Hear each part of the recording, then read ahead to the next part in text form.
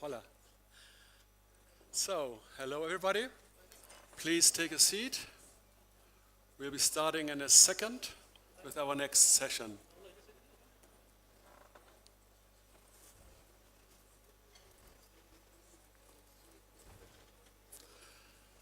Okay. Few people still arriving.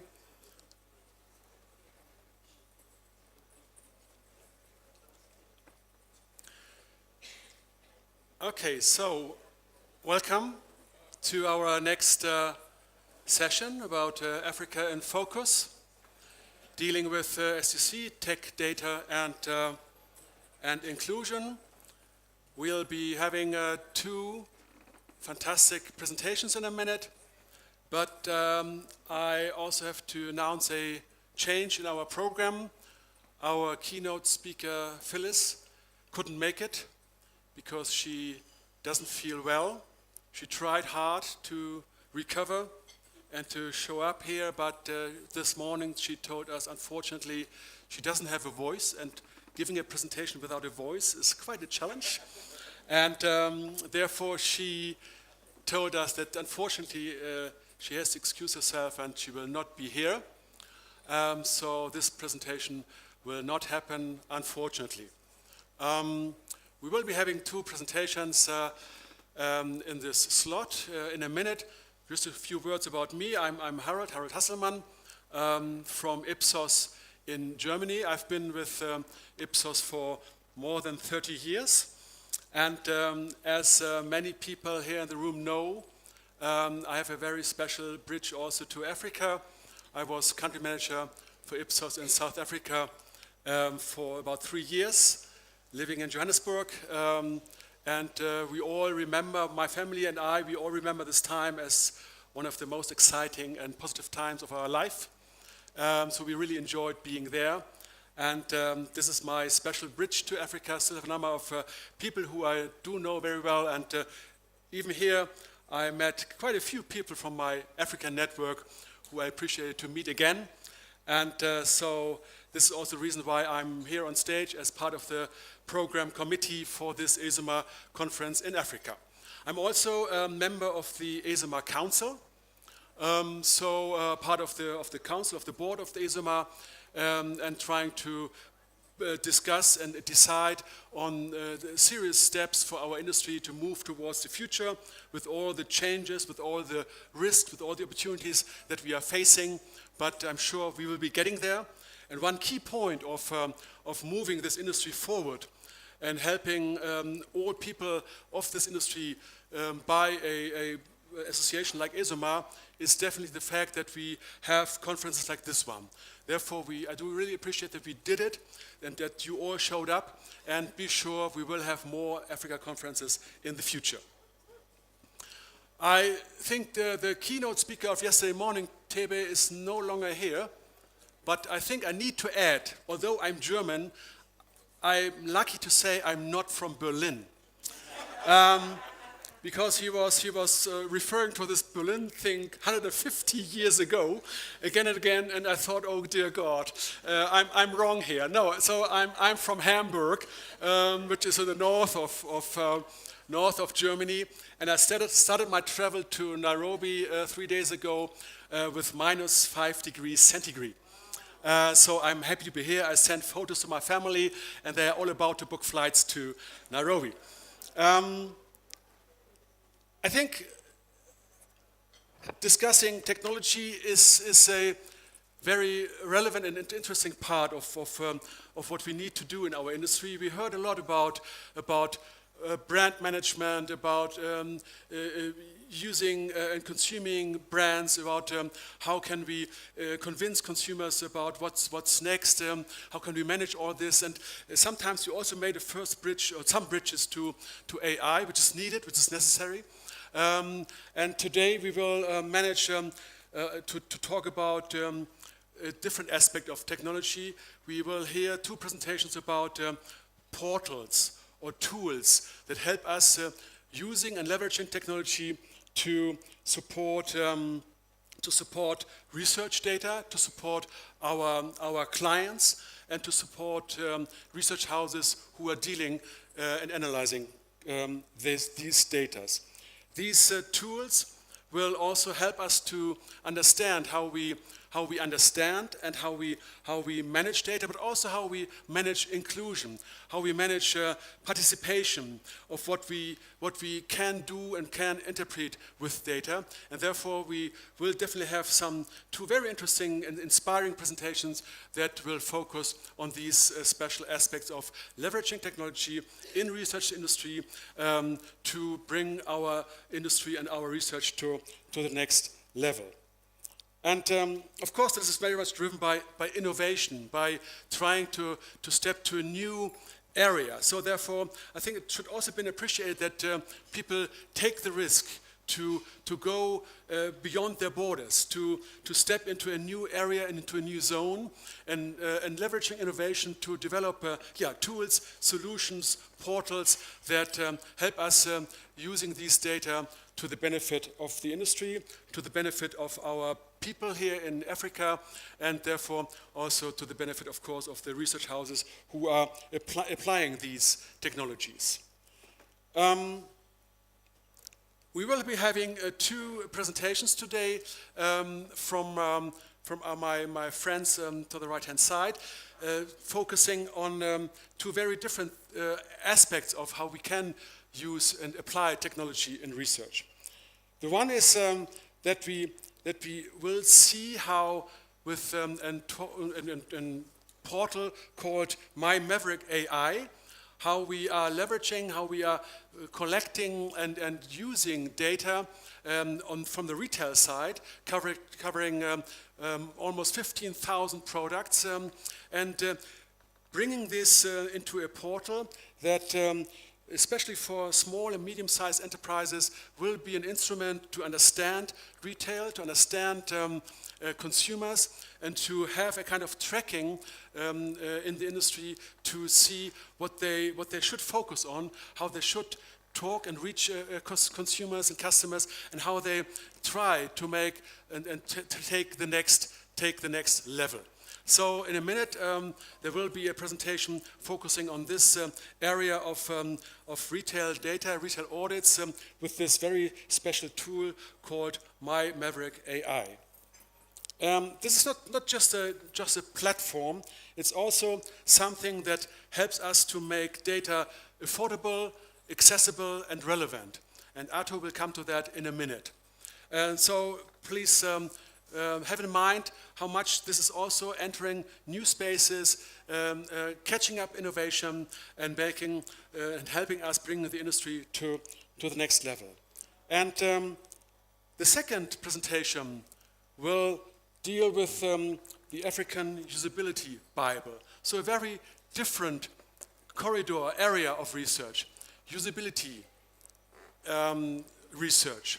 So we will have a presentation about this platform where we have a number of data from users, from consumers that are put into this platform, and where we are able to create solutions for a reasonable interpretation of what consumers think and feel about these products, and how this could be translated into actionable points and into winning together and going reaching the next step in our industry. I think this African Usability Bible is really a milestone in how we can use technology in our industry for bringing benefit to us as users, but also bring benefit to the industry, to society, and to Africa in total.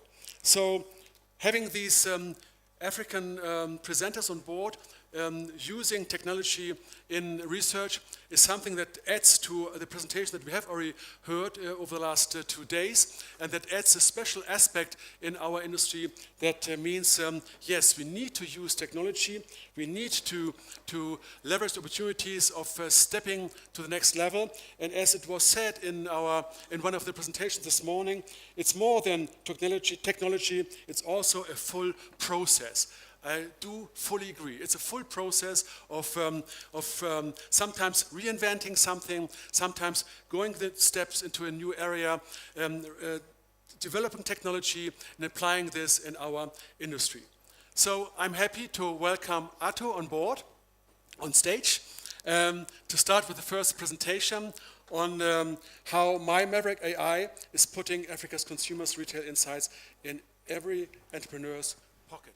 So, over to you. Thank you, Harold. That was one heck of an introduction. Good morning. My name is Atto Micah. I'm from Ghana, and I'm with Maverick Research. And I'm going to talk about breaking the data barrier. But I'll share a little story with you. On Sunday, this past Sunday, I went to see my almost 89-year-old grand aunt, and told him I was coming to Kenya. And it's like, oh, wow, really? You're going to enjoy the safari? It's like, yeah. And he was like, well, what are you going to do out there? And so I'm going to talk about data. And so she was like, data? Oh, can you fix my Wi-Fi? Right? If you think about it, if that kind of brought to me, well, if you're trying to break the data barrier, it's more about managing expectations than actually anything else. So what we're going to talk about is quite simple. Retail is huge in Africa. The numbers are big. 2/3 of 1.4 trillion, it's a huge number. In almost all the economies that we talk about, 80% in the informal sector. Productivity in these contribution to GDP in most of these markets from the informal sector is less than 30%. In my own country, Ghana, 80% in the informal sector, contribution to GDP is anywhere between 20 to 22%. This is the largest part of our economy. And when you have the largest parts of your economy playing in this informal sector, there is a huge gap. For them to understand the growth and how to grow their businesses, and the fact that there are no tools to actually get to that growth is what we call the data barrier. And it's a barrier that actually is something that we've been confronting and working with over decades.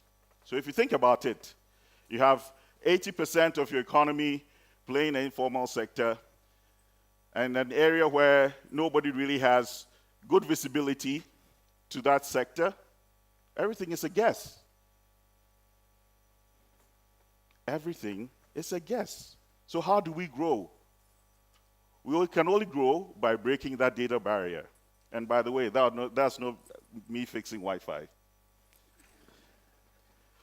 So over the past 2 years, we at Maverick Research have done a lot of research on research to really figure out how do we get, what is really the barrier for all these SMEs in all these incubators and working in different areas. We identified 3 things that were structural and endemic to that sector. Affordability is definitely an issue, because if you look at retail audit or any of these research, they are not cheap, right? If you look at per capita income or daily earnings, that is not cheap. So affordability was and is a challenge. Accessibility, that really took me back.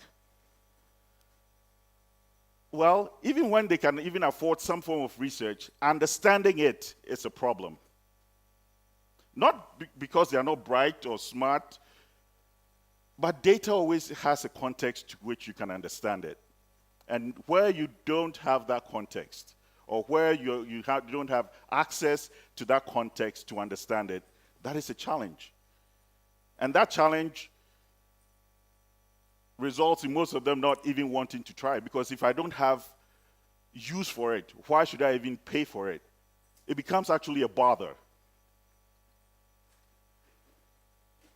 And of course, relevance.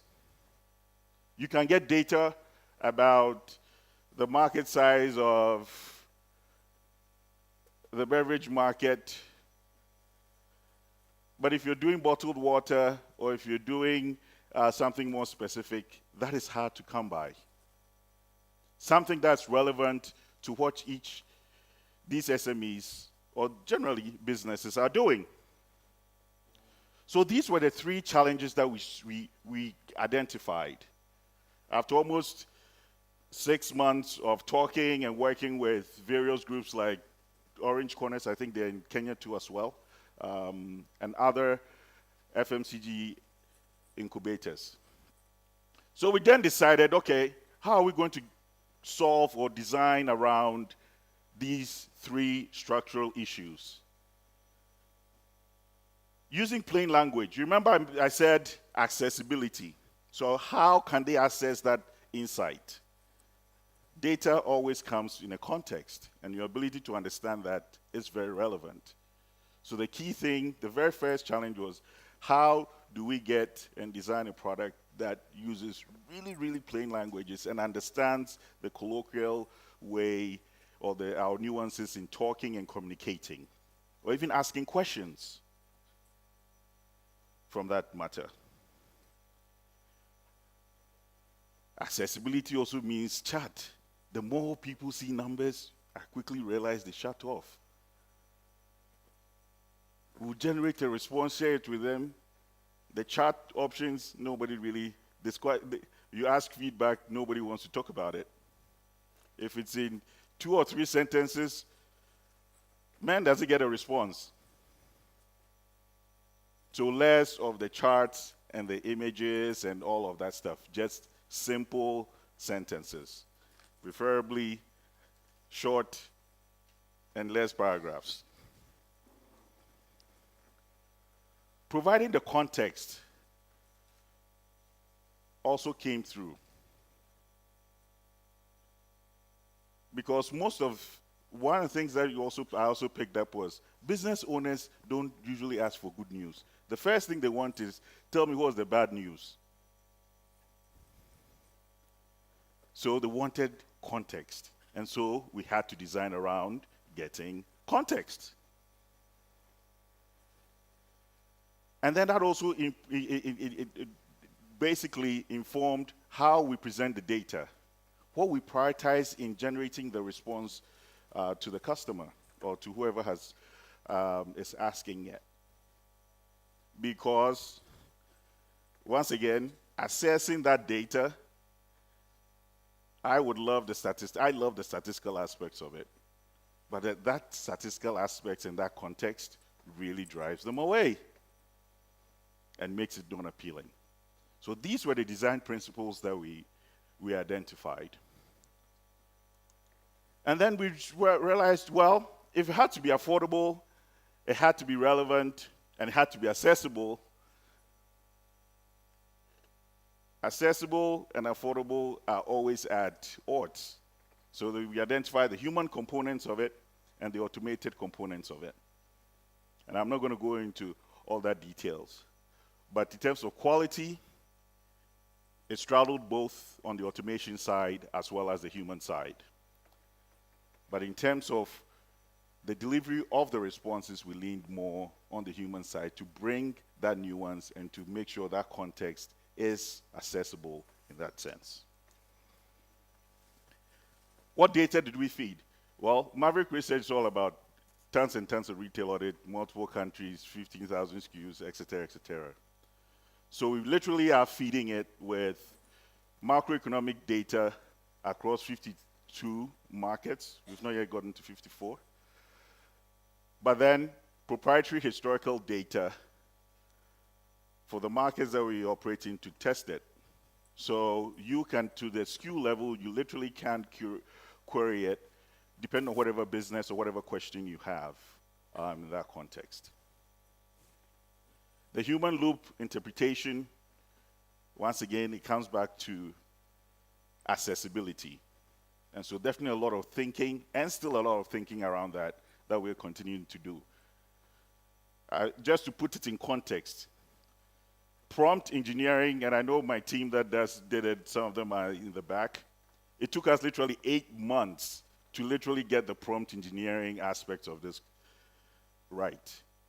How do you say right? I think I need to take that. To make sure that you consistently will get the same response if you do it in different ways, in different forms. That is how crazy and how ridiculous, in some ways, or the level of investment for time and resources that has literally gone into that whole human loop aspect of it.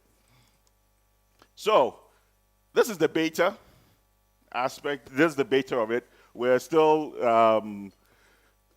I know it's a bit hard to see, but think of it as your very simple ChatGPT interface. You ask questions, it would give you. The typical beta that we put, was there query of information? Yes. But the kind of things that we're seeing was more around things like, write me a business plan for the diaper market in Nigeria. Or write me a business plan for the diaper market or the evaporated milk market in Ghana, factoring in population growth. Those kind of technical reports was what actually we saw a lot of queries around and kind of generated those responses. And I'm happy to say that the numbers, as we're still testing, came out correct. So what have we learned with this pilot and this platform that we're about to hopefully launch in the next couple of months? That yes, we can still achieve lower cost. And this, we've basically pegged it at $1 per query of historical data. That would literally make it accessible and open to any and anyone. There's absolutely no excuse for anyone who is serious about business to be able to do that. Right? It obviously will be tied. If you ask it to write your business plan, factoring that the number of data points that it would use more credit than asking it a very direct, simple question in that context. We also realize that continuous data, the system actually works well and can think and do more relevant work with continuous data than episodic data.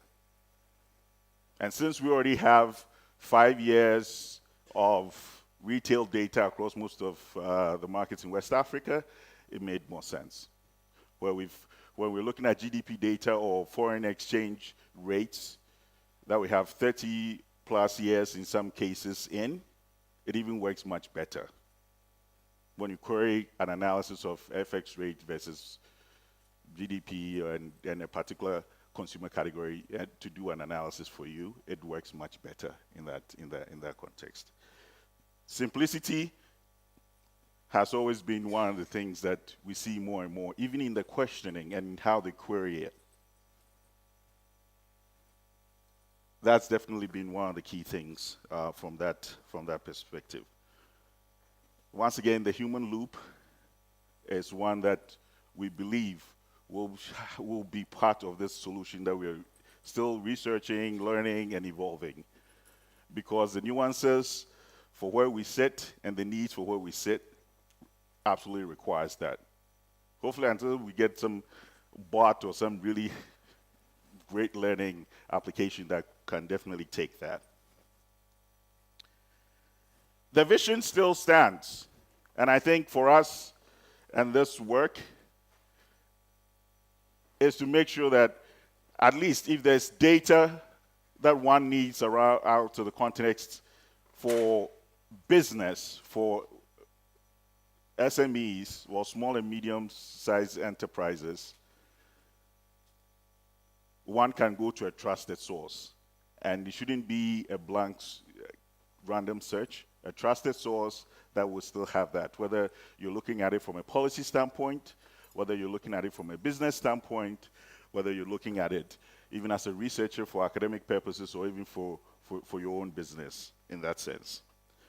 And I think we're still guided by the key principle that the biggest challenge we face if you're trying to break the barrier is similar to what my granddad told me on Sunday afternoon when I went to visit him, that I'm going to talk about data, and her first response was, "Can you fix my Wi-Fi?"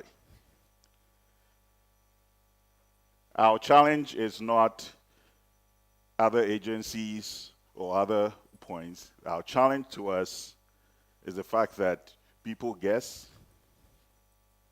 people go with gut feel, but we also have our economy and huge segments of the landscape in which we are operating, playing in this space. And the goal is to make sure that we take the guess out of it and bring some formal aspects to it, because at least we've addressed the affordability aspects of it, and we're bent hell on working on resolving the accessibility aspects of it. This is work in progress. In the next coming months, we're still in beta. We kind of had to shut it down because we got so many folks getting on. But follow either on my LinkedIn page or on that, and the announcement once we come on live will be shared. So with that, I thank you all, and thank you, Harold.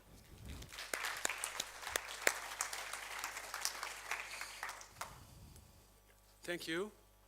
Thank you, Atto. Very inspiring presentation. We're looking forward to further developments and looking at what this platform will then help us to understand economy and details of this economy. So quite important for the future of Africa. Thank you. Absolutely. And one last thing, it's free at this point, so once it's open up, please, you can use as much data as you want. Thank you. Thank you. So, very good to see we are very well on time. And I'm happy to introduce the next two speakers, Hilary and Lade, telling us about the African Usability Bible, as I already said in the beginning, using UX research, UX data, customer experience to translate this into platform thinking. So welcome on stage, and the stage is yours for your exciting presentation.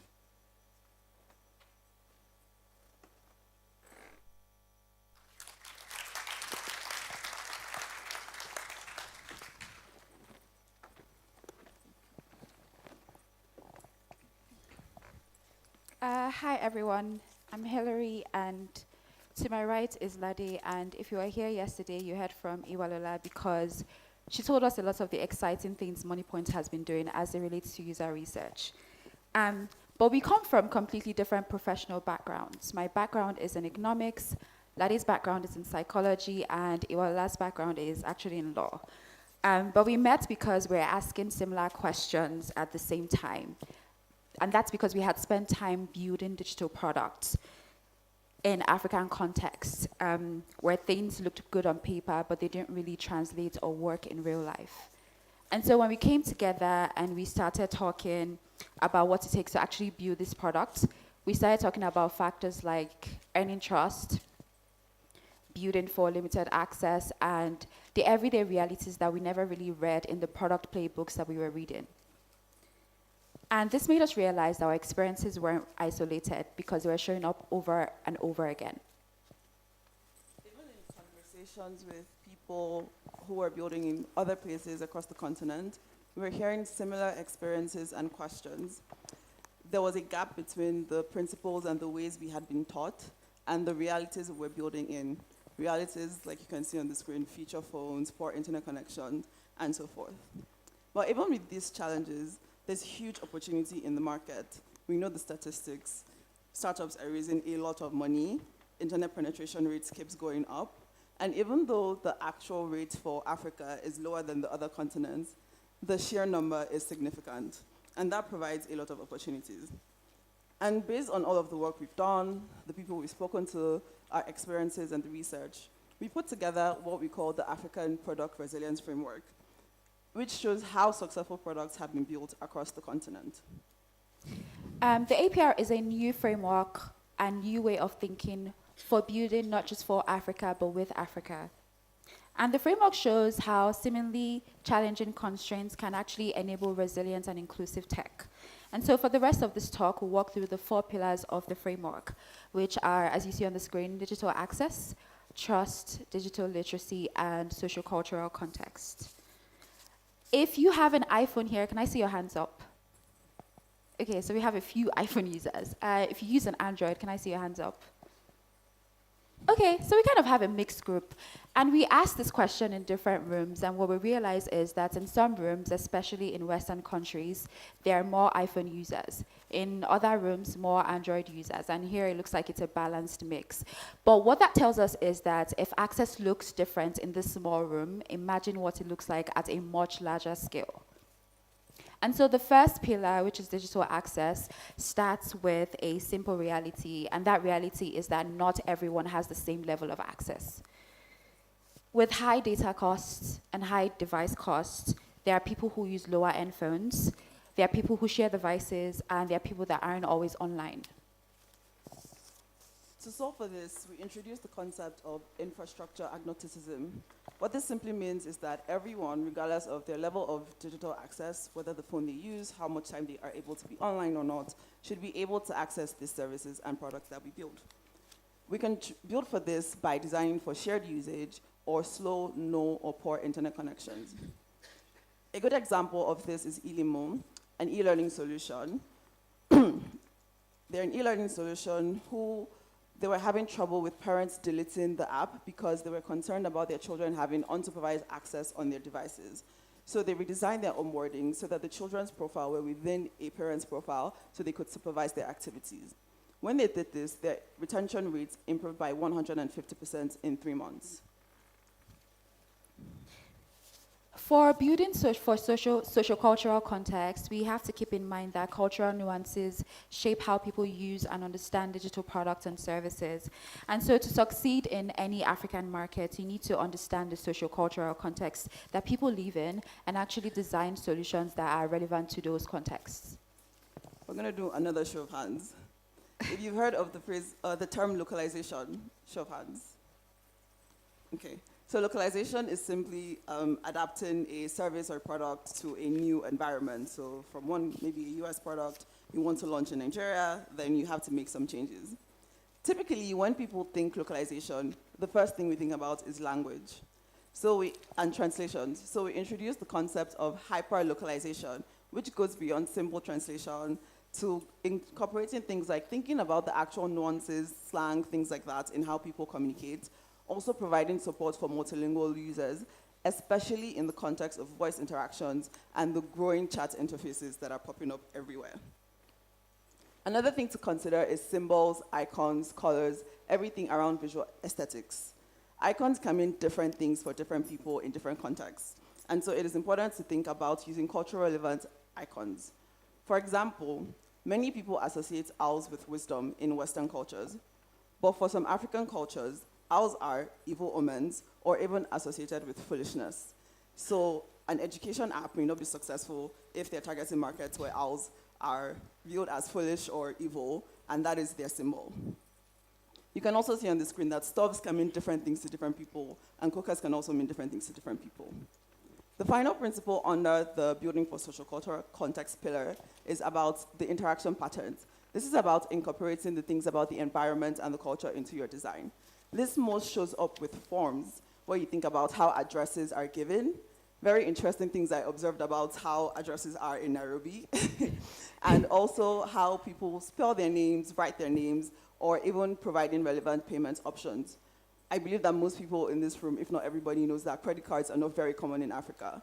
So if your solution can only be accessed by people paying with credit card, then you're restricting a lot of people from accessing it. The name part is a bit personal for me. My first name is 18 characters long. Yes, 18, just my first name. And so I have trouble with filling a lot of online forms where I have to put my first name, because most online forms do not support that length of name. And then some African names also have symbols on them, and a lot of online forms do not support that as well. For building for digital literacy, what we want to challenge here is the assumption that lower literacy means lower digital ability. That's because it's simply not true. Digital ability and literacy is shaped by exposure. And so if someone has never used apps before that has hidden gestures, they won't know how to swipe or long press. And in the same vein, if icons are unfamiliar or they don't feel culturally understood, they become barriers as opposed to shortcuts, which is what they were originally meant to be.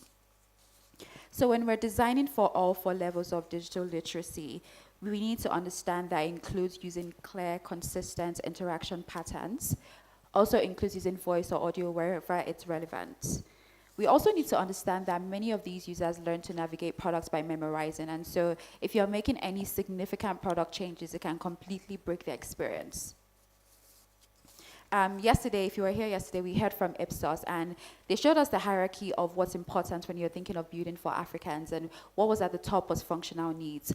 But what I learned from that, and what that tells us, is that your product actually needs to work for the intended audience and needs to do what it's expected to do, not what you want it to do or what you feel like it's meant to do. An example as well is M-Kopa. M-Kopa is currently or was building a cash loan product for a customer segment where most people had never used a smartphone before. And so when they were doing research, they actually observed as participants were trying to complete the loan application, and when they got to the screen that said swipe to continue, they struggled with that screen. A lot of them kept tapping and tapping and tapping frustratingly until they were shown how to swipe because they didn't know how to swipe. And so when M-Kopa saw this pattern repeatedly, they then changed their swipe to clear arrows and buttons, which led to happier customers who could get their loans independently because the product got clearer. This brings us to the final pillar, which is building for trust. African societies can be typically low trust and high risk averse. This means that simple digital badges are not enough to build trust. Adhering to regulatory compliance requirements like trust, transparency, privacy, as well as having a point of human contact is very essential. We heard from Ipsos yesterday with MTN about how MTN was able to grow by having human points of contact for people to meet with. We've also seen that privacy and security are things that are important even in low-income countries. A lot of people believe that only people in high-income countries care about these things. But research shows that even low-income earners are willing to pay money to preserve their privacy and refuse payments to give up their data. Women in particular may be especially hesitant to use solutions where they're not sure how their data is being used and whether it is kept securely. We've seen so many African fintech, agri-tech, health tech companies like Moneypoint, MTN, OPay, how they have used agent networks to grow and scale across the continent. Once you understand the 4 pillars we've talked about, so digital access, trust, digital literacy, social-cultural context, the next question is then, how do you actually do research in a way that supports them? This is where resilient user research comes in. The first thing that's super important is that you need to talk to people directly. And that's because secondhand insights and assumptions will only get you so far. But when you actually do primary research and talk to people, you learn how they really live, you learn their context, and you also learn how they make decisions. As you do that, you also need to be aware of the power gap, because when you go to these environments and try to talk to people, when they observe that or when they think that you're of a higher economic status, they start to tell you what they think you want to hear. But with resilient research, you're able to build space for honest responses, and you can do this by building rapport or by even encouraging disagreements from them. Another thing to note is that when topics are sensitive, asking directly will never work. You have to use stories, you have to use scenarios, or even third-party examples. You can be like, show them a picture of something or a specific scenario and be like, this is Aisha, Aisha is going through this. And then they're able to relate better with that and tell you the actual truth. Research also has to work in real conditions. This means that you have to offer offline options. So you can't just have like an online survey. Sometimes it has to be physical, have to go in there and have them fill the form. And you also have to offer fair incentives that actually respect people's time. And the final thing you need to note is that it is super important that you close the loop.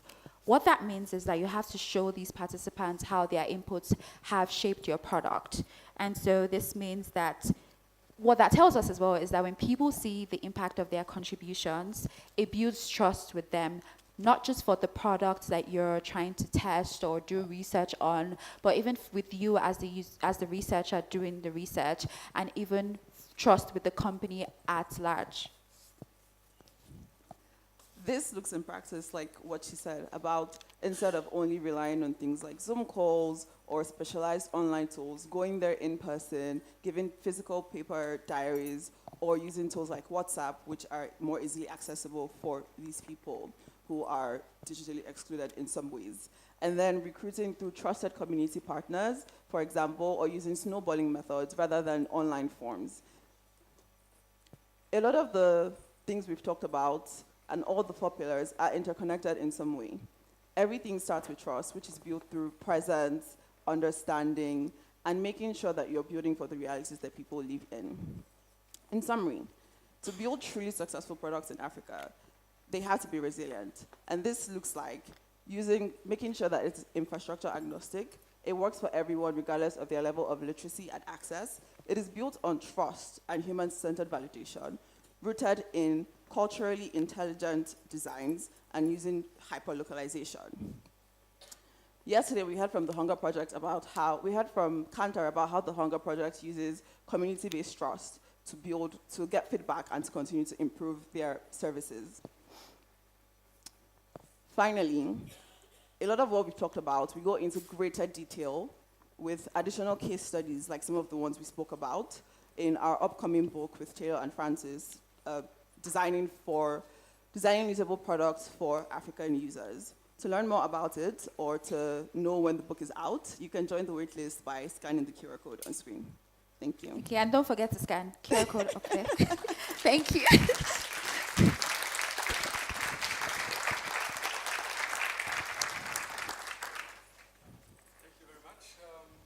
Lade and Hillary.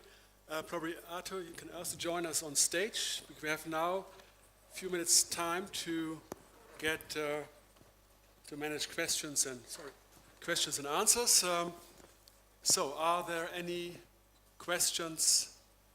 I see a raising hand there. Is the mic available? Hello. Yeah, I know.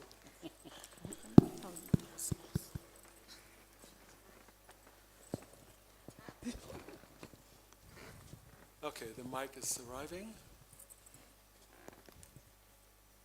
It's there. Raise your hand again, please. Okay, thank you. Hello. Good afternoon. My name is Clovis. Thanks again for the presentation.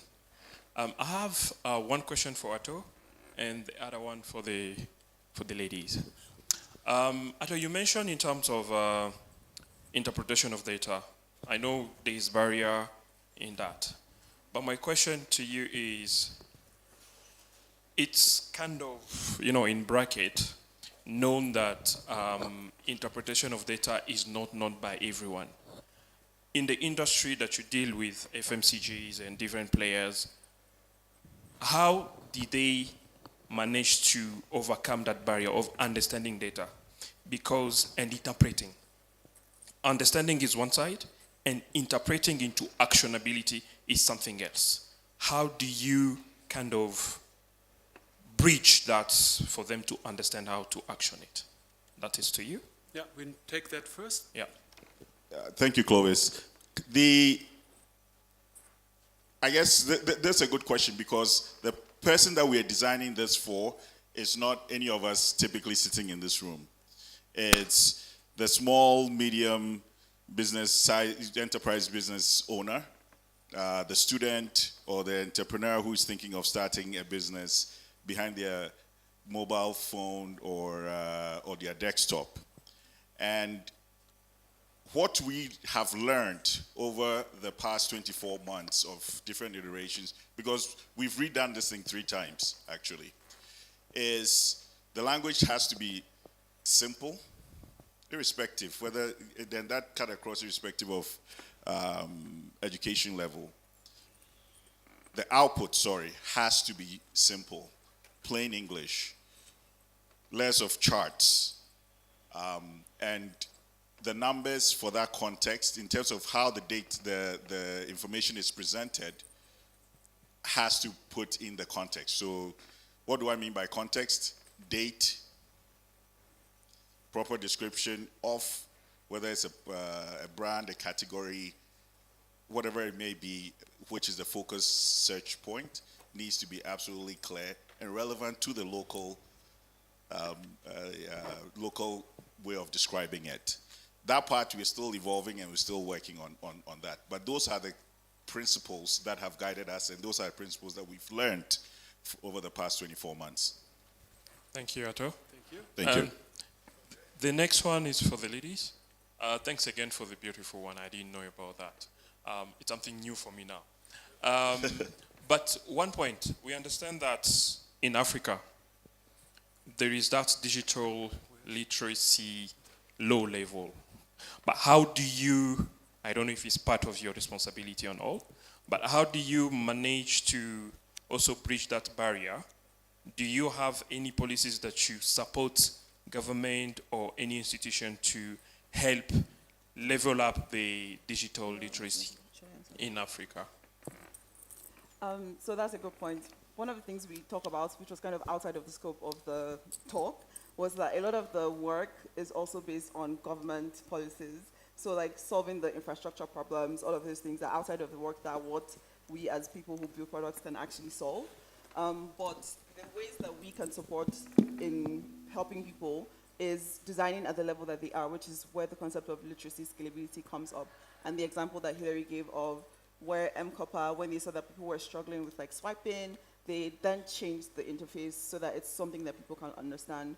Another example is something that I heard from Jan of Yux Design, where they found out that people, when you incorporate things like having voice, where you can record the description of what they need to do as a help guide. So a lot of help guides are just like tips and then you click on it or something, but incorporating voice explanations, maybe even in the local language, also helping people. If I got your question correctly, you're asking also how do we support governments with access to this information in general. So that's actually something that we are hoping to solve at a level with Usability for Africa, a concept we've designed. If you're familiar with Don Norman or Jacob Nielsen, the Nielsen-Norman group, they basically have created repositories, access to information that people generally would not have had access to. I think the big problem basically is all of us work for organizations that are investing in research, but these organizations are not going to spend all that money, time, resources on this research and just give it out for free. So we want to work on research at a scale that is publicly available, so anyone who wants to build usable products for African users can have access to that information. That's what we're trying to do. So if anybody wants to give us a grant, we are absolutely available for that. Okay, thank you. Any other questions? Don't see any other hands. Okay, so then we will be finishing this session. Thank you very much again to the speakers and your very exciting presentations.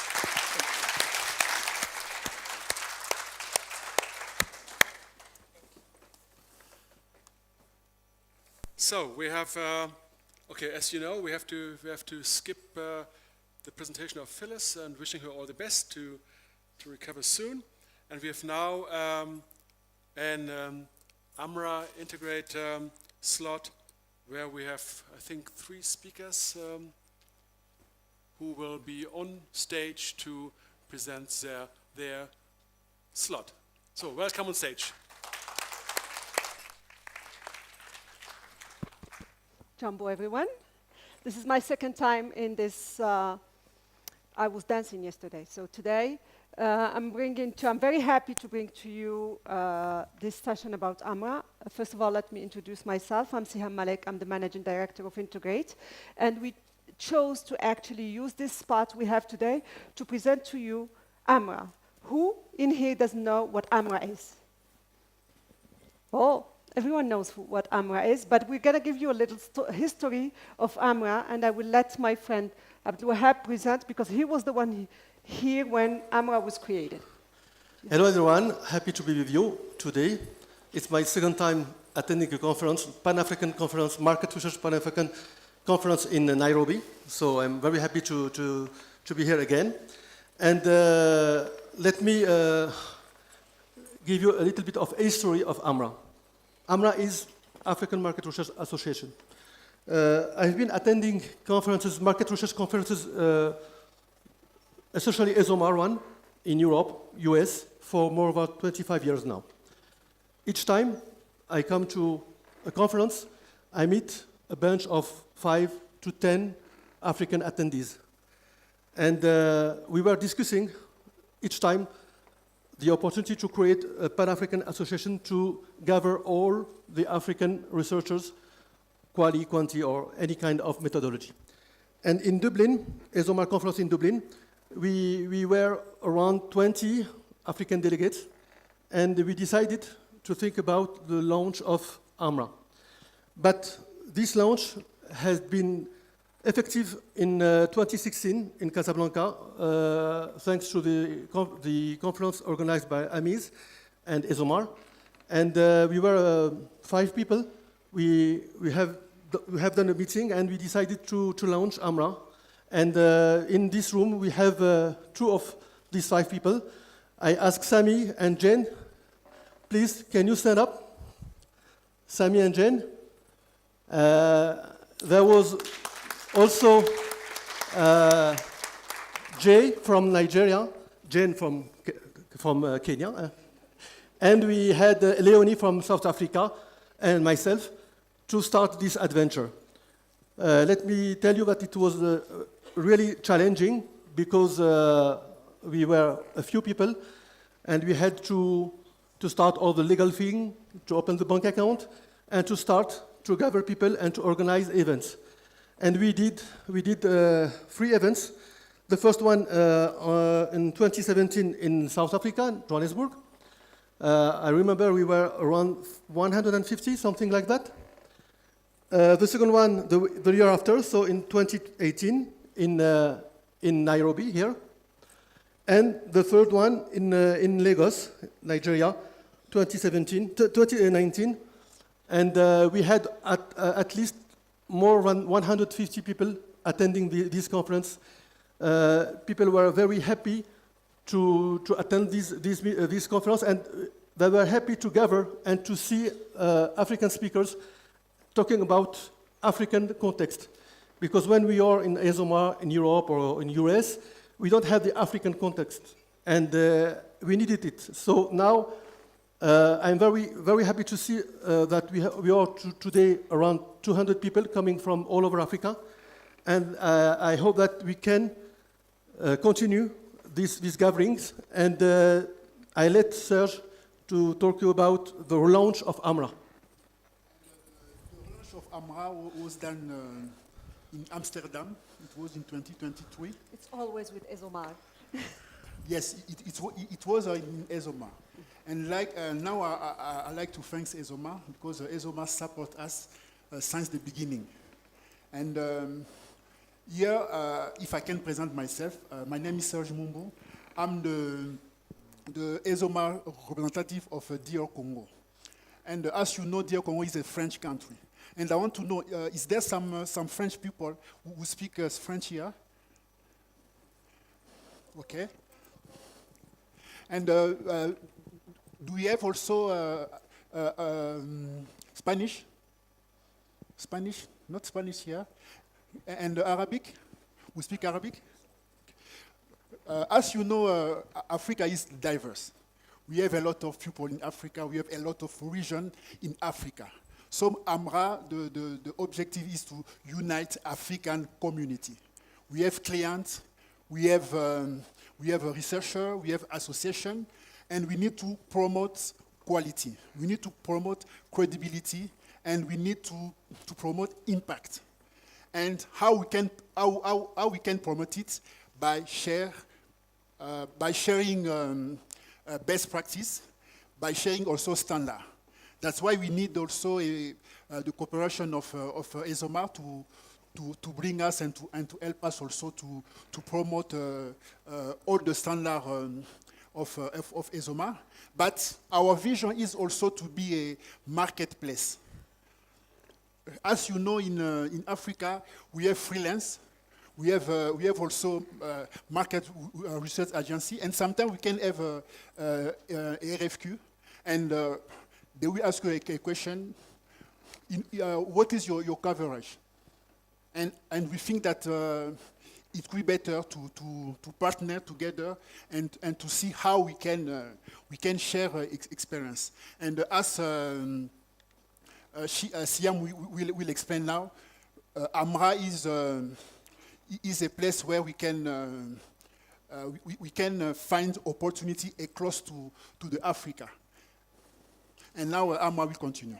Basically, you've seen the vision. AMRA today wants to be not the association of associations. It's not anymore that's not anymore our purpose. That was initially why AMRA was created, but now AMRA is different. AMRA is here to make sure that we are networking together, that we are strong enough together, that we can actually add value to our way of doing work. So today, what is AMRA today?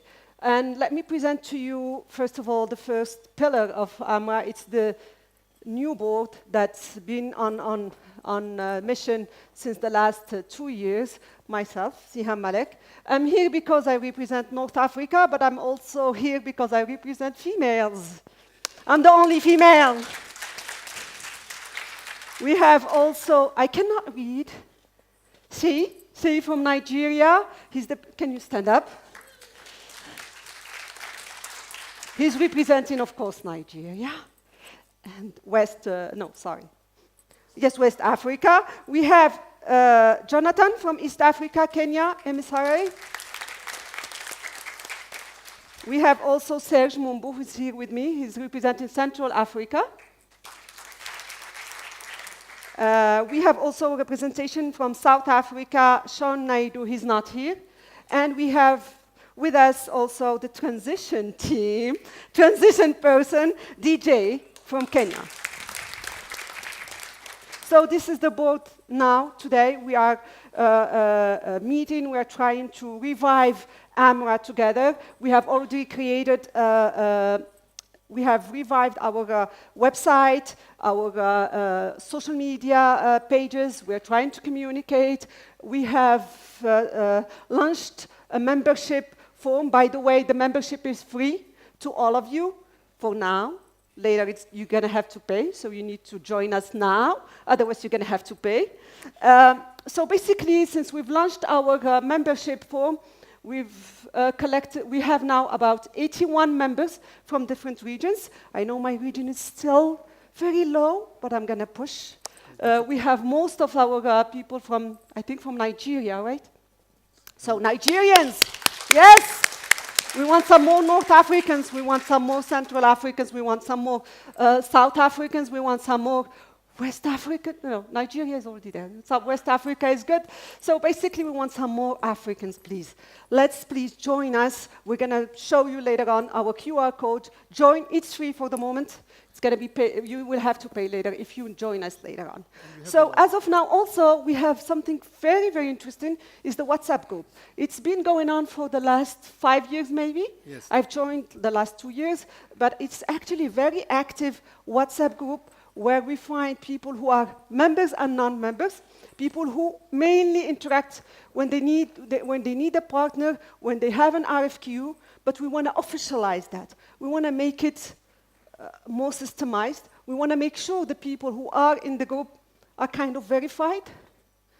They are really representing the regions they are. They are actually locally present because, as you know, more than 76% of the field that is done in Africa till today is still fieldwork face-to-face. So we need reliable suppliers.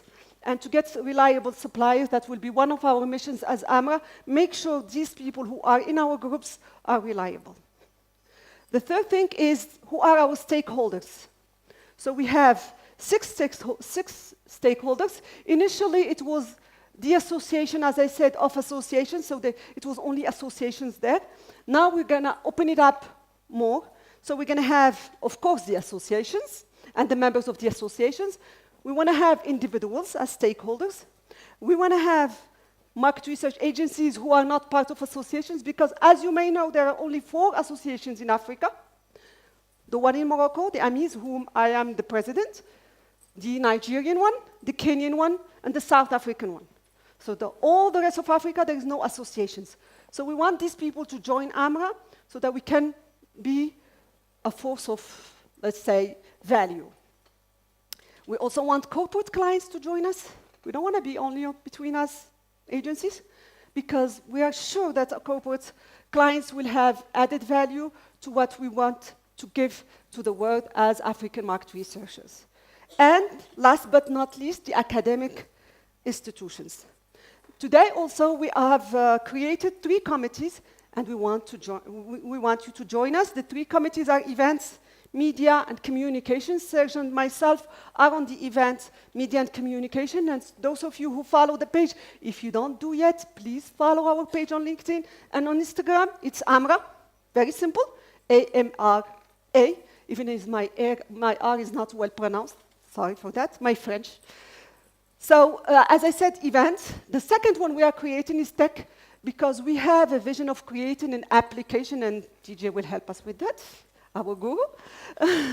So we want to create an application. Instead of having the WhatsApp group, we want to put everyone on an application so that we can have ratings, we can have reviews, we can have connections between people. If you, in the future, you will need someone no matter where in Africa, you can find them and they will be reliable. That's the vision we have. We'll start slowly, but that's the vision we have. And we have the third one was, the third committee? Membership, right, membership. We need more members. We have 81 official ones now. We want to reach But on the WhatsApp 800. Group, on the WhatsApp, we are already 160. 160 in the WhatsApp group. We want more people. I know, I think even some people didn't know there is a WhatsApp group. Now you know there is a WhatsApp group. We're going to start with the WhatsApp group, but we're going to be moving to the application. So, why are we presenting to you here today? 2 things. First of all, we want more members. Second, we need more help, please. We need volunteers to the 3 committees. And we want more women. I'm the only woman now. Please, women, No, join me. Just in the board, but in the WhatsApp group, we have women. I don't care about the WhatsApp group. I need people who's going to work. I want to have someone who I'm going to talk to. But sure, we really need you, because we cannot build this mobile app or this AMRA without your help. An association. Please scan to become a member. This is the form to become a member of AMRA. It's free. You're not going to pay anything. It's going to take you 30 seconds. Please join us. So you join us, you come, you help, you share. When an association is here to share, so we cannot share something we don't have. So we need to bring something to us, and we will share with you what we have all together. Et j'aimerais dire ça aussi en français pour les francophones, s'il vous plaît. Vous avez entendu l'anglais du matin au soir ici. Certains ont même des mots de tête. Est-ce que je mens? Ah, vous avez des mots de tête, hein? Tout le temps anglais, anglais, anglais. Alors, rejoignez-nous aussi chez Rejoignez-nous, s'il vous plaît. Nous allons ensemble essayer de bâtir une grande association africaine. Voilà. Oui, comme il a dit aux Français, rejoignez-nous, s'il vous plaît, les femmes francophones. Rejoignez-nous. Je ne veux pas me sentir seule. So thanks. وبالعربية كمان بليز الناس اللي كيهضروا بالعربية بغيتكم تنتوما تجيو معنا. So thanks so much for your time, and we can continue this conversation at lunch. We are available, each of us. Don't hesitate to come to us, and we try to give you the maximum of information and data. And we have 30 seconds for questions. No questions, right? Because we only have 30 seconds. We do have more. We have time. Last time. We can keep time. Good. Any questions? Very clear. We did a good job.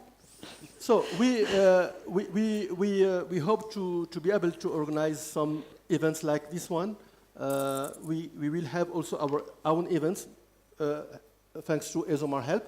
But we need also to gather, I don't know, every year or every 2 years, in order to get this spirit continuing over time. Thank you very much. Thanks. Thanks a lot.